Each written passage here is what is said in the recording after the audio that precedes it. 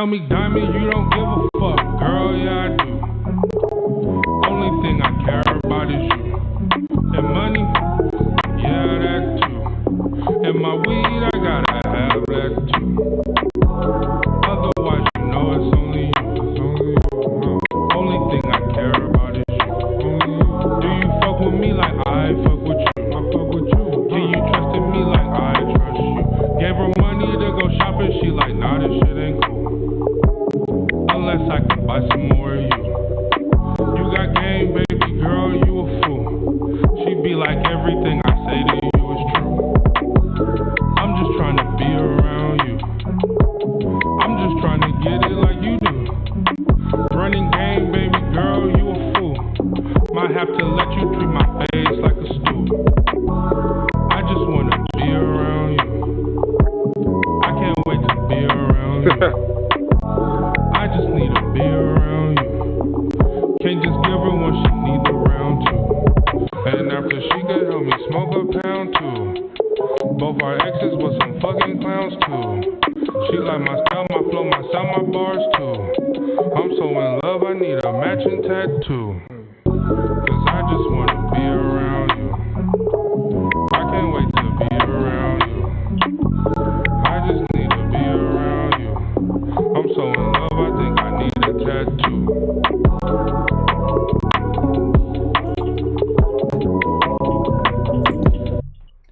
What's going on, everybody? What's going on? Back again with another episode, man. This time, we got Diamond from afar. Yo, what's the deal? What's the deal? So, since this is actually the first time we've tried doing this shit, I'm just gonna go on the live really quick just to make sure that I can hear you. They can hear you. Actually, the first time we've tried doing this shit.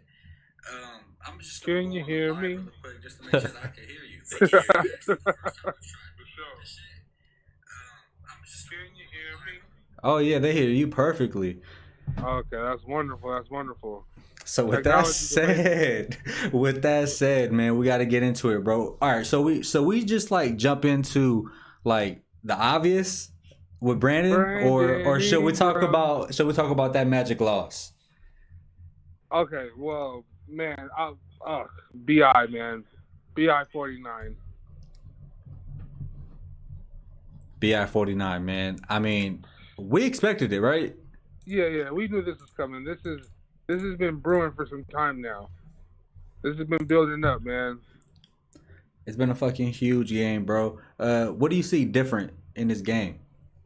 Man, just the movements, the way he's able to be so decisive, getting to his spots on the floor is just insane now. Like, he's not getting pushed around anymore. He's forcing the action. The action is not being forced upon him. He's really taking care of business and really getting to his spots in the mid-range jumper that he's been developing since that rookie season has just gotten so feathery smooth, and it's just like a beautiful thing to see. Players do develop. You don't give up on them. They do develop. He's 22 now, and he's going for 49 on a team that was just on a 10-game win streak, like really hooping. Yeah, that shit's fucking wild, dude. And people aren't talking about that shit, man. Luka is taking over the world. Trey's taking over the world. You know, Ja's starting to do some really impressive shit, man. And Brandon Ingram just this whole start of the season has been fucking like just under the radar. This shit's super, super crazy, man. Exactly. Even low key, man, Jason Tatum's starting to pick it up a little bit. Yep. That's just crazy to see that those two guys are now starting to really up their level, kind of like how we expected it to be before the fucking season started, man. And now here we are talking about Brandon Ingram dropping 50, and I mean, I don't know if Jason Tatum had a good game today, but he stepped up his shit. Yeah, he has been. But how about how about that fucking magic loss, bro? Oh man, that was just so annoying. Our centers were just annoying the hell out of me all game. Dwight and JaVale just really were the worst part of themselves in that game.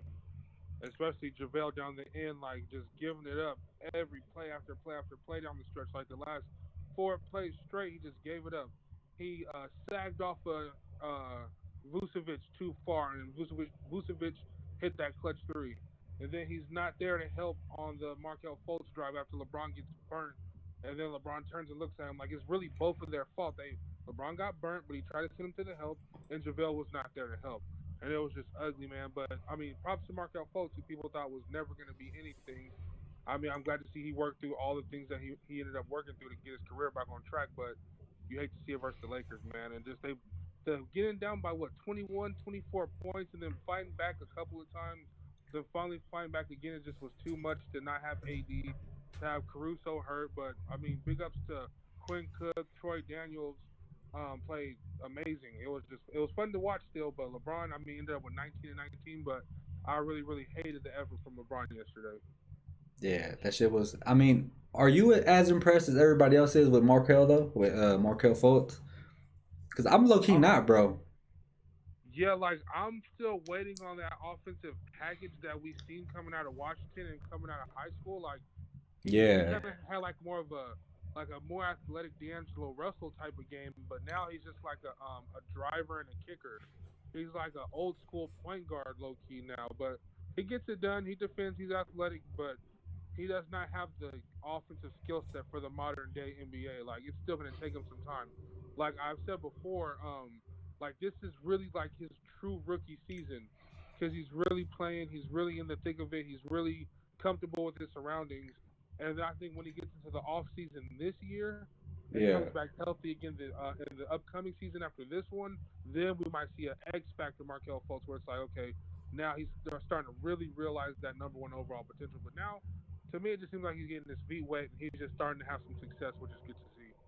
Yeah, that's what I was thinking, bro. Like, I was just been thinking about, man, everybody's kind of praising him, and I mean, he's doing his thing. I mean, even when coming out of college, he was averaging what 25 and 5, so you Yeah. knew he could like pad the stat sheet a little bit. But I mean, Markel still. Oh shit, we got a new sub. That's a hard ass name to say, but thanks for subbing, man. We appreciate it here. Good, we appreciate that. But shit. What I was saying, Vicious. yeah, Vanilla. Okay, yep. But we was fucking just waiting on that shit. I'm still waiting for him to be able to drop 20 on a consistent basis. You know what I'm saying? Like you said, more D'Angelo Russell type of game or whatever. But that shit'll be exciting to see, man. That until I see that kind of Markel Fultz on a consistent basis, I'm not really gonna get happy because anything else, like as far as like just boards and assists or being just having to focus on these areas of the game other than his scoring and shit like that. And Vanilicious said hi. So what's up? What's good, bro? The deal. Yeah, he's from. The deal. He all the way from Argentina too. Oh man, that's what's up. Big Is it Argentina? Is it late? Is it early up there? I know. Is the sun up? Is the sun down? What's the deal? Man, but BI, just to sign some more light on BI, you know what I love to see, bro? And what every real Laker fan should love to see? When What's good? hit the initial game winner at the end of the fourth quarter, him and Lonzo's embrace was just something that every Laker fan had been yearning for since the day they were both drafted. Like, the way they embraced each other, the intensity they both had with each other. When B.I. hit the shot, Lonzo was the first person B.I. went to. And they had that moment. And then Josh Hart comes in there and they have that moment. It's like, people develop. Young players, they will. Fuck around and develop into something special on you. I'm not saying that the Lakers made a mistake. They're first in the West. They have their eyes set on the championship. But, like I said, people develop. Nobody is who they are at 18, who they are at 22, who they will be at 26, and 28, and so forth. So, especially when you got talent like B.I., it's just natural. Like it's been natural from day one, and people doubted it, but now I mean you have to respect it. He has to get in that All-Star game. Yeah. Anybody listening to this need to vote for Bi to get in that All-Star game for sure. I know everybody that's doing that Alex Caruso type shit. Yeah, put those efforts towards fucking Bi definitely. Yeah, get a former Laker up in there. He deserves it, and it's good. It looks good on the Lakers organization because who drafted them? The Lakers. Yep. And you were able to have a piece that was able to be traded for a top 5 player. He did his thing for the Lakers organization. And now Lonzo's starting to creep back. I mean, other than this game, last few 5-7 games, he's been looking like the Lonzo we've been, hoping we could see. He has an in-between game. Can you believe Lonzo has like a somewhat of a semblance of a mid-range game. He hits turnaround jumpers and he makes layups. And what I love so much about like looking at, because I didn't see the game, but like I said, I was watching the highlights from quarter to quarter as that shit was happening. But the fucking what I love to see is at the end of the game when I'm looking at the stat sheet and seeing Lonzo take what 11 or somewhere between 11 or 13 shots and only hit a few of them, like 4 or 5. Yep. When he was playing with the Lakers, you got those same shots that he only made, but he'd only take about 4 or 5 shots a game. You know what I'm saying? This is that Lonzo that we've been wanting to see, like, on a consistent basis, bro. Yeah, because there's going to be nights where that shit drops. You know what I'm saying? There's going to be nights where this 2 for 12 is an 8 for 12. Yep. You know what I'm saying? And then the stat sheet just looks extra perfect with the 13 assists he had tonight to go along with 2 blocks and a plus 11. That means the Pelicans won by 11 points when Lonzo Ball was on the court. So he's just that impactful still. Any Laker fan knows he's a plus-minus darling all the time because of his defense. And yeah, man, it's just great to see. Just really, really, really great to see. What do you think about what's going on with Atlanta? I mean, that shit with Drummond, low-key looked like it was going to be a fucking perfect pairing. And now, you know, they got the news about the Hawks pulling out of those trade talks. What do you think about that? Because the Hawks traded for Jeff Teague today from Minnesota. Which is weird because aren't you losing right now? Exactly. Like, I don't even know what type of move that is, but he's an expiring contract. But, like, who's Atlanta really going to sign this summer? But, I mean, what's crazy is the truth. Like, Alan Crabb was actually the expiring contract. Isn't Jeff Teague got a player option? Does he? He might.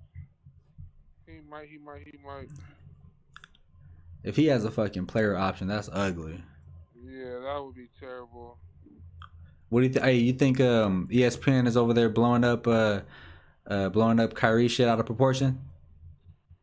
Man, what is wrong with Kyrie? Why does he play basketball and just like fit in with the team and not have to obliterate his teammates every once in a while? Yeah. It feels like it. Like, what are you doing? Like, oh, we have pieces that we need to move to fit around me, KD, Deion. Like, KD is everything you need to be that team that you guys need to be. What are you talking about? You guys are deep.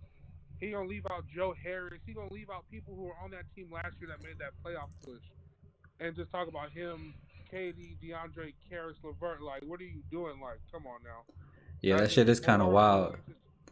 That's just bad camaraderie. That's just bad for chemistry. And I don't even know. Like, you just came back and you played really well. Like, you guys didn't win, but you played really well. I think Kyrie was like 10 of 11 from the field. Like, just relax, enjoy your teammates. Like, you knew this was gonna be a grind this first year until you get KD back and you guys are all ready to go. Like, it's just so disappointing in Kyrie. Yeah, that was one of those things where I actually like agreed with everybody that was talking about on ESPN, talking about he ain't a leader, he isn't this. It's something that actually affects the locker room. Like, he left out some key pieces, and not only that, but to even try to save himself a little bit, he went further and further down as he was naming players. When he went from Kyrie, KD, then he was just like, you know what, fuck, I should name some of these other young guys. And then still said, but we'll see in the offseason. Like, because did he say Jared Allen's name? It didn't sound like he did, but then it sounded like, you know what I mean? It sounds like something he said Jared after DJ or something like that. DJ Jared. He didn't say Jared Allen's name. Jared Allen is a pivotal piece of that team and the future of that 5 spot in Brooklyn. Because I don't know if he said like Jared or Karis. I think he said Karis, bro. I don't think he said Jared Allen's name. I don't think he said Joe Harris's name. He said Spence. He said Spence, Karis, DJ, KD, and himself. That's despicable. Sorry, despicable Kyrie. That's crazy. Phenomenal hooper. Love to watch him play any chance I get, but come on, dude. Yeah, you Especially gotta coming after the Boston stuff. Like, what are you doing? Yeah, that's fucking ridiculous. Like, what more could you honestly want on that team? But third super now, okay, let's trade these guys and get a third superstar. Like, why? Either get it done or you can't do it. Like, just don't say nothing if you can't get it done. You know what I'm saying? Like, the team doesn't suck because, you know what I mean? Like, just because they suck. Like, bro, you play on that team. Exactly. Like, it reflects on you too. And you have a max contract. That means you have the most responsibility on you. You're the only max player out there with Brooklyn right now. So you have to show what you're worth. And you're Kyrie Irving. You're a champion. You hit one of the most iconic shots in NBA Finals history. You should carry that with you as like a badge of honor. Like, I'm gonna always respect the game and respect my teammates and do things the right way because I'm low key a legend in this game. But he just doesn't see it that way. It's like he always is unhappy and needs something to make him happy. You know what I'm saying? He low key sounds like LeBron. Remember that year when LeBron said that they were top heavy as hell or top heavy as fuck or whatever he said? Yeah, yeah. That's low key what he's saying still. Like, he sounds like LeBron a lot of the times. Like, and he went against LeBron. It's wild, man. He's definitely just not that guy you want to build around. Like without KD, I don't believe the Nets, are even a factor. yeah, like without KD, like without thinking like fuck, KD's still coming like to pair with what this guy is. You know what I'm saying? Like he really is like the best number 2 option on the team, which is crazy because at the beginning of the year, or just looking at Kyrie, bro, Kyrie is a fucking lunatic. You know what I'm saying? Like that's someone that's somebody that's won a championship and that you can like envision winning multiple championships. You would think so. Yeah.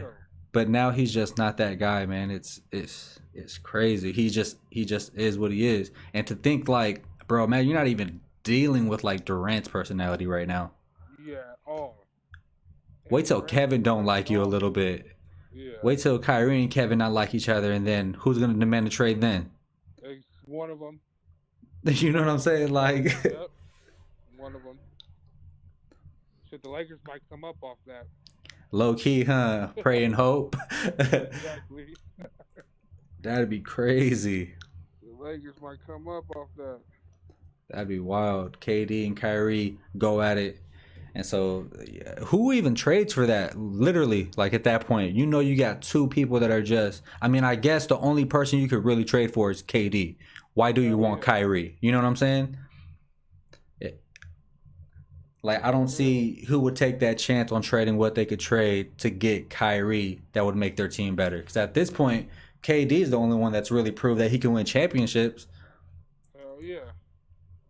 But I'm still very interested to see what they look like when they're all together. But I'm wondering what that team is going to look like. Are they going to cash in a lot of that depth for another impact player? If that's what Kyrie's talking like does Kyrie have that pull in that organization to say like, I want this person moved and that person moved to see what you can get, or are they going to let the season be what the season was supposed to be? We're supposed to be this feel-good story. This Kyrie's back home. Katie's on the way. Like everything is perfect, but yet it's already turmoil halfway through the season. Already. And he should be over there doing a James Harden on the East Coast. Going crazy. And just saying like, fuck it, like we're doing our best. Like, what do you want us to do? We don't have KD yet, but we're out here hooping. Everybody as a team, as a collective. Just go out there and have the year of your career. Make people fucking just praise you like the way Kyrie's one of those dudes that just like, I'm the shit. Like, you know what I'm saying? Like, he wants to be known as that guy. He just has it in him. But it just, for whatever reason, doesn't have it in him at the same time. It's fucking crazy. Not like Luka. Not like Luka fucking Doncic. Luka is just taking the league by storm, bro. Like, all that greatest 20-year-old to ever touch the court. The triple doubles. What do you have? 15 and 15 last night. Like 25, 15 and 15 last night. Like, just having an amazing year. Like, what is he fucking averaging? Man, his numbers must look off the charts. I'll look it up right now. Yeah, I'm about to too. His numbers have to look crazy. Especially year 2, like oh my god, 28, 9, and 9. It's phenomenal. It's like, imagine if that's his career averages. Like, remember LeBron's second season, LeBron went 27, 7, and 7, and he's been that forever. Like, if Luka's 28, 9, and 9 for the next 10, 12, 15 years, that's just out of control. How does that happen, bro? Like, how do you, I understand Trae Young is a fucking sniper, right? But anybody in the league, if you have a scouting department that's worth anything, really, how do you let that shit go like that? I have no idea. To where Luka, Yeah. Phoenix. Like, how do you even not know that this guy was so ready? He just won the MVP in the second best league in the world. And they've been bad for so bad, bro. They've been bad for so bad. You would think that they would have him on their scouting list for years before they even had the pick because they knew they were going to get the pick. You know what I'm saying? Exactly. You should have been And like zeroed in on him. and you let fucking the team that was still trying to compete with an old ass Dirk land him through a trade, bro. Like, Come up easy. that is fucking insane to me. That's why like teams like the Pistons and teams like the fucking Suns and the Kings are just always just so horrible for years to come. Like the Wizards, they just commit to Like bad the Cavs shit. without LeBron, like the Cavs without LeBron are always gonna find a way to be god awful. Horrible. And they're gonna land somebody like an Anthony Edwards or a fucking LaMelo and destroy somebody's career and shit because not everybody wants to be in Cleveland. Like not everybody's LeBron. Yep. You had the perfect matchup. Like now you had the chance to fucking do something with Sexton and Garland, and it just looks like fucking Garland is starting. Yeah, you know what I'm saying. And then Sexton is what he is. He's just 18 points and 0 across the board. And one day he might just grab 10 boards. He has a chance to Colin Sexton. I'm talking about. Okay. Has a chance to finish this season with getting his shot blocked more times than he has assists. Yeah. He has 90 assists on the season, and his shots been blocked like 78 times. Yeah, it's Like, fucking that's wild. terrible. That just shows like impact of 18 points. Yeah, impact of 18 points, bro. Like that shit don't mean anything. Yeah, it's out of control. Cleveland is crazy, and the shit already going on with the coach and Kevin Love, and just wild shit going on in Cleveland. It's just a mess. Like I don't understand. Like I remember there was something on Reddit, bro, when I rejoined and I started just like posting shit, and there was something on Reddit where I posted like the Pistons says just trade Drummond, trade Griffin, and get out of here, right? Like just fuck it, rebuild. Hell yeah. And there, people were on me tough, saying, "How are you just gonna rebuild a playoff team?" Like, bro, why would any fan base at any point want just a playoff team? Like, you know you're not gonna win. You're just rooting and just having fun watching, just being entertained watching just normal basketball. It's not like Blake Griffin and Andre Drummond are doing anything special for you. You know what I'm saying? Exactly. But if you can trade that and get some assets back to really restart your rebuild, you trade Drummond and say you would have gotten a DeAndre Hunter and a fucking plethora of picks or and whoever else, I can get excited about that. I can get excited about young talent. I can't get excited about stagnant wins. Hell yeah, just making the playoffs with no end in sight, no really goal of championships in sight. With It's like expensive contracts. Like, it's cool to barely make the lower seed when you're Memphis, when you're New Orleans, if you're Atlanta and you barely make it. Like, that's super progress because you have ascending talent. Detroit has Andre Drummond, who he is, very good player, and Blake Griffin on the downslide. And it's like those are two very expensive contracts, and you're still paying Reggie Jackson, who you've gotten really nothing out of with that terrible contract. And it's just a mess. And like Derrick Rose is a feel-good story, but he doesn't start. He comes off the bench. He's like a spark plug for a team that doesn't have a spark. Exactly, and this is why they need to cash in now, bro. This is why they need to trade Drummond, get everything you can for Andre Drummond, and now you have a spark plug in Derrick Rose that's making $8 million, bro. Yep. There's gonna be a championship team, a championship contending team like the Bucks, possibly that might say, you know what, we got George Hill. We'll go ahead and throw you our first round pick. You give us Derrick Rose, something like that, right? Yeah.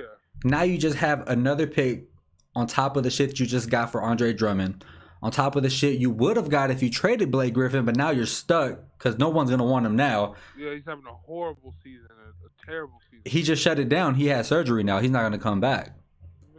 Yeah, his trade value is non-existent. Now this shit is non-existent. So you still have Reggie Jackson coming back, or is he back yet, or is he still? I don't even know if he plays. Like, their only ray of hope is Sekou Doumbouya, who started to bring it on lately. Has some vicious dunks and looks like a solid player, but they need to just let him go. Like, let him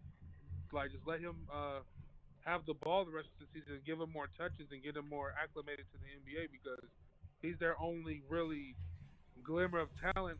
Bruce Brown is cool from Miami, who they drafted a couple years back. He's decent, and Luke Kennard is a good shooter and all that. But Yeah. they need to go young, cash in on those assets, like you said, and rebuild from there. And then if you are 2 years down the road and you are competing for that 8, 7 seed, now it's like, well, what are we going to be in 2, 3 years if we're competing for the 7, 8 seed and we have all this young talent? Then it makes more sense. But barely making the playoffs with max players and talent that's on the downside just does nothing for you. You're going to stay in that Detroit Piston position, wishing you had Ben Wallace and Chauncey Billups and Rasheed Wallace still and Rip Blow it up. Hamilton. Exactly, man. Blow that shit up, bro. You're not going anywhere with anything like that. Like, and that's the thing is like people don't know how to capitalize on what they have. Like, you're gonna just ride this wave out of Anthony Davis in New Orleans and then just say fuck it. He's just gonna leave, you know what I'm saying? Or we're gonna have to trade him to somewhere where he wants to go. Like, you gotta understand, you got a certain window of time. If you're all these other fucking teams that's not in New York, that's not in LA or those big markets, bro, you got a certain window of time that you have these superstars, which is what, bro? It's like that first 4 years and then you got another extension. Exactly. Okay, so you got that amount of time, which could possibly be like 6, 7 years, maybe even less, depending on if the guy wants to get traded or not. Who knows? But I'm just saying, you have 6 years. So you got to know within year 4 whether you got something or not. Because if you don't, you low key just trade this fucking superstar guy and rebuild and redo it. Because it's just not. If you're not doing it by year 4, year 5, and you don't got someone that's saying he wants to retire as this, and it's like your best buddies with him, like you better just rebuild this shit, man. Exactly. Cut bait and just there's young talent out there, man. There's young talent. You got to have scouts. You got to have those late first round picks, those second round picks. You got to hit on those early draft picks, and then next thing you know, you have the next really good Detroit Piston team. But with Drummond and Blake, you're not gonna have that. Reggie Jackson, you're not gonna have that. We know what's crazy too is with that being said, with shit like that, when you got certain like fucking window of time, Yeah. like what happens with guys like why is a guy like Bradley Beal still with the Wizards? Why is a guy like fucking what's his name? Damn, I can't think of old boy's name. But you got guys like that, superstar type players on teams that are just borderline okay. Yeah. Why aren't more teams trying to cash in on their superstars, and why do they wait to the last minute? Well, I think players take the extension because you've earned you've earned that chunk of change, and you want to cash in on that money because it's what you've been waiting for your whole life, your whole career. Oh shit, hold up. It's what you've been waiting for forever. You feel me? So, I understand why they cash in on it, but why the teams do not look to trade that asset before it gets disgruntled and ask for a trade is because now it's like the contract doesn't even matter. You know what I'm saying? You can have 2 years left on your deal. You can have 3 years left on your deal. So I want out of here. And you're actually a more attractive trade asset when you have a lot of years left on your deal because now you're not just going to walk away from that team they trade you to. So now if I'm Boston and I've had all this war chest of draft picks, if I trade for Bradley Beal with 4 years left on his deal, maybe I'll give up a little extra because I know I have him rather than Anthony Davis in the last year of his deal and I know he's not coming back. Yep. You know what I mean? So it works in a whole bunch of different kind of ways, but these contracts are so tradable now because it's like I got dead money on my bench, or I could trade for somebody's dead money. Somebody could trade me Solomon Hill's, $16 million or Trevor Ariza's $14-13 million, and I could swing a deal for a star because it's like everybody swaps up now. Bradley Beal could say this summer I want out of here. They'll be able to trade that contract. Yeah, what's crazy though is like, because the reason why I asked that is because players are not the only ones that are seeing the invadable. You know what I mean? Or what was it called? Inevitable. Yeah, inevitable. Invadable. Players are not the only ones that are seeing the inevitable. You got to see it if you're a GM too. You kind of have to feel like, you know what, this team I'm putting together is not as good as I thought it would be. Yep. I might need to start wondering if this guy is going to want out or what the fucking status of my job might be, or look at this team like, fuck.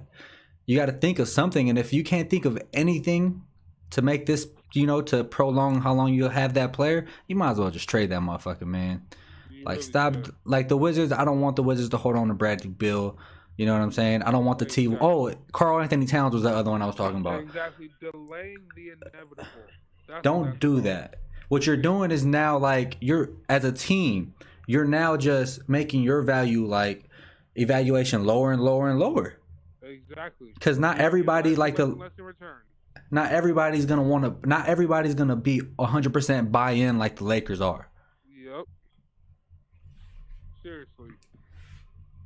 And be willing to just trade away everything. Yeah, for that guy that makes a huge impact. Because we know how to build around motherfucker. A lot of guys like that out there. Yeah. You know what I'm saying? There's only so many guys that's like, okay, if I trade for him, I'm in it now. You know what I'm saying? Like, not a lot of guys like that. Yo, what's good, Bob Money? Bob Money said, "What's up, bro?" Bob Money, what's the deal? Are you watching the stream too as you're on here? Yeah, I'm watching it too. I'm watching you right now. Oh, okay. I was just saying. TV off my Xbox. Oh, okay. I was saying how seeing if you could see the chat or whatever, but you can't see the other chat that I have, so I'll let you know when people write and shit. Yeah. Yeah, man. Such a good night for anybody who's been a Brandon Ingram fan from day one. 49 points, like, and the way he got him, man, he gets it anywhere. Like, Rudy Gobert is an amazing shot blocker and rim protector. Some people would say the best, and he just didn't matter to Bi. That reverse dunk was just so emphatic and so nasty. Just like, I'm here now. You know what I'm saying? Like, and you remember tonight because of me. And you remember that time where all the news was about Kyle Kuzma, Jason Tatum working out with Kobe Bryant? Yep.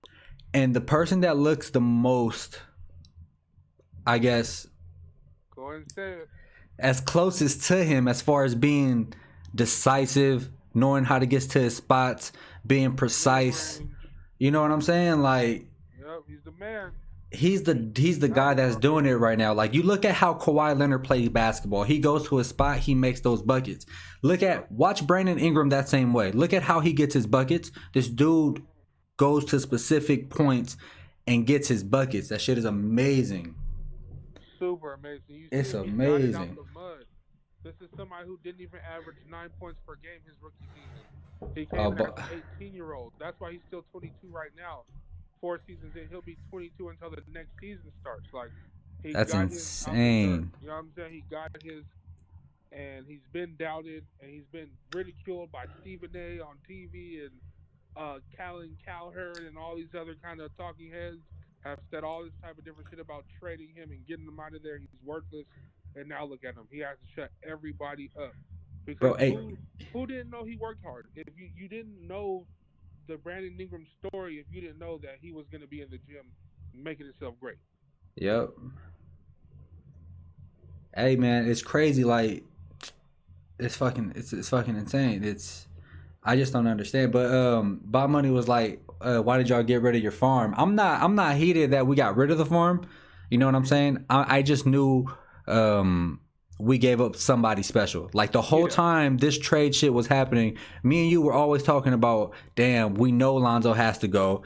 We know it's going to be Hart. We know it's going to be the pick. We just hope it's not Ingram. Exactly. That's we were hoping for it to be Kuzma because we knew we just weren't going to keep Lonzo. And so it's like, that was a wrap. Yeah, so giving up the farm for Anthony Davis, bro, I'd do it again. I wouldn't. Amazing. Anthony Davis is like one of the best things that's ever happened to me. Seeing him every night is insane. Like, the impact is crazy. It's not like just like being a Pistons fan and go see Blake Griffin and Andre Drummond. Like, shots fired. Every night. Shots fired. Yeah, it's fucking crazy. Boom. That shit's fucking amazing, dude. I've never been like, it's been so long since you're just really excited like about watching basketball. I'm telling you, every night it's something new, it's something different. It's a block shot, it's a block 3-pointer, it's a made 3-pointer from your center. Exactly. His 3 is going tonight, or his turnaround is going tonight, or he's posting up, he's dominating, or he's flying through the fucking air. Like, it's just insane. And and you know what? To go back to this is what I was gonna say about David Griffin. Is if I'm David Griffin, bro, I'm taking that hint, bro. Brandon Ingram said, "Why the fuck this motherfucker got an extension and I ain't getting my shit yet? What the fuck is taking you so long, bro? Are you just literally okay with the idea of letting Brandon Ingram walk? Or are you just gonna say, fuck it, we're gonna let you test the waters and we're gonna match anything?" Like at that point, he might fall in love with the idea of being with something else. You know what I'm saying? And he might ask for a trade like Anthony Davis when he's 26. If you don't take care of him early and make sure you take care of him in his early 20s and make sure he is the pillar of the franchise along with Zion and treat them equally, or else when he's 26 and his next contract is up after they match whoever he signs with, he can be like, okay, I'm out. I wanted to go there anyway. Trade me there. I fell in love with that franchise. Now he's already has one foot out the door. You're still like they're still over there banking on what could be. You don't know what Zion is yet. Exactly. You still don't know, and you know what you got in Brandon Ingram right now and what you could possibly do if you keep him happy. You know what I'm saying? The worst thing you can do to a superstar that's been involved in trade since the day he's been drafted here and been bashed through all of media and through so many Laker fans and everybody, the worst thing you can do is make him feel like he's not a priority here. And by not giving him his extension already, bro, while he's complaining about it and saying, why the fuck is everybody else getting my shit and I'm not, you're playing with fire that you shouldn't be playing with. You know what I'm saying? Like, you're an idiot. Give this man his extension. He's a focal point of your team. And if he's not, you need to fucking reevaluate and reassess what the fuck your fucking life is. Exactly. And what you have going on and what your strategy is going forward, because, you know, he's coming off the offseason with the blood clot. And, that too. Exactly. He's not even getting a chance to even work out and touch a basketball until 2 weeks before training camp. He didn't even really get to sharpen his tool bag this summer. So next summer he's coming back even crazier because you know he's going to be in the gym. This is all fucking film work. That's crazy. Exactly. B.I.'s main story, if people really have followed his journey from day one, was what he did senior prom so he could work out in the gym before he went to Duke. Like, he's really that obsessed about the game of basketball. And he's only going to get better. And people who didn't see that just didn't really follow the story enough. We might as well just switch that to one-on-one with Solo Diamond and Brandon Ingram. This is the Brandon Ingram episode. This is the B.I. episode coming right after his career night. Watching every game he played as a Laker. Like, we're going to shed some light on him today. Even though we already have this since the podcast first started, the first day we talked about Brandon Ingram. He's like one of the first topics we ever even discussed in the summertime. So it's like, hell yeah, we're going to talk about B.I. That's fucking amazing.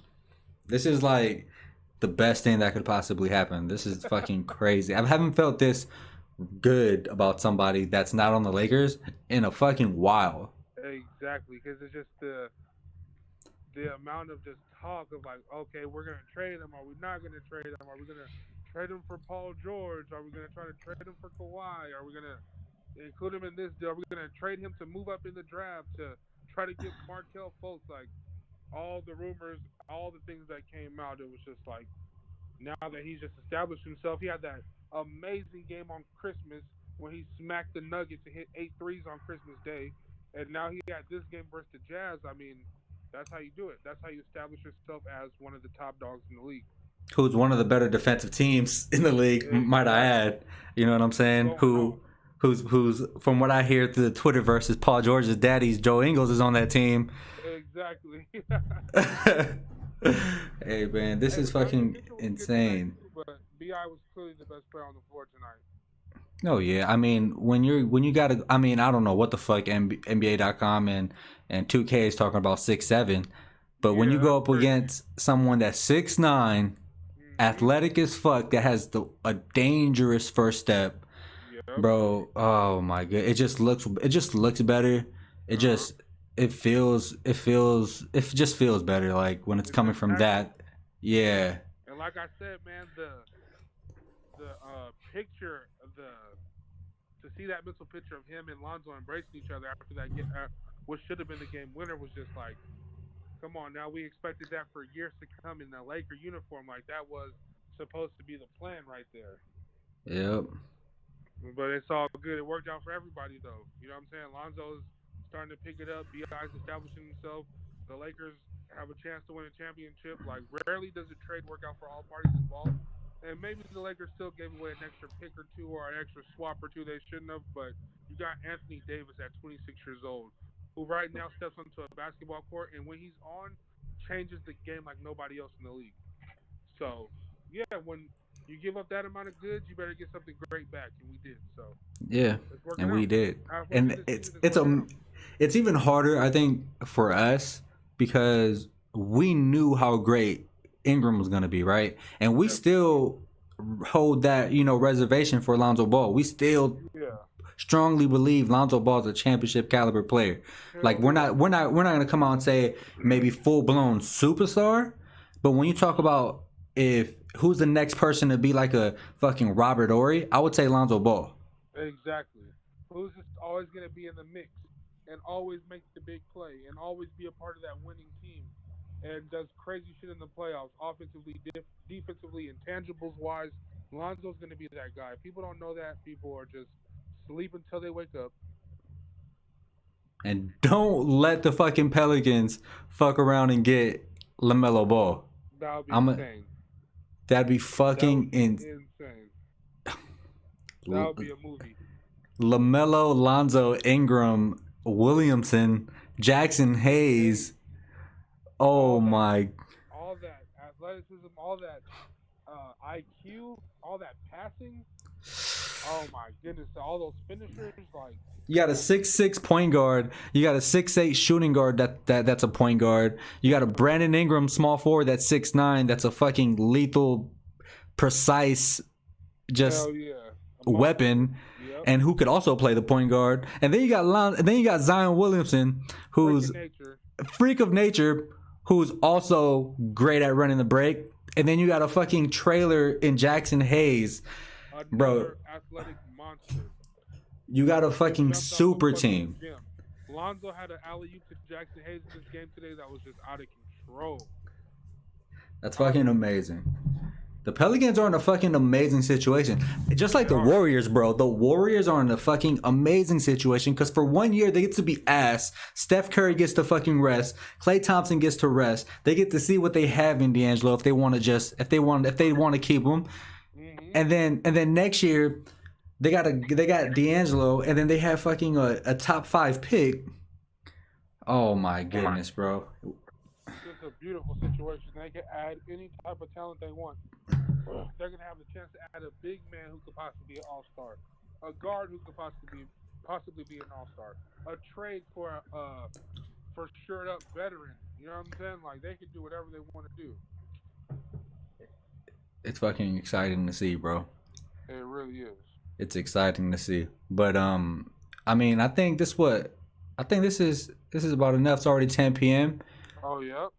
Yeah, we did a good little 40-minute run, bro. How'd you like the little on there type vibe type shit? Oh man, I like this. We're gonna have to keep doing this, man. It's just like our normal conversations we've been having since uni middle school, talking shit about basketball. I love it. Yeah, man. We just gotta start holding on to those conversations instead of running that shit through text. Hell yeah, exactly. That we shit. Have so many. We're gonna have to, now that we can do this more often, we're gonna have to bring up some crazy topics and discuss them thoroughly. Some things we've talked about over the years.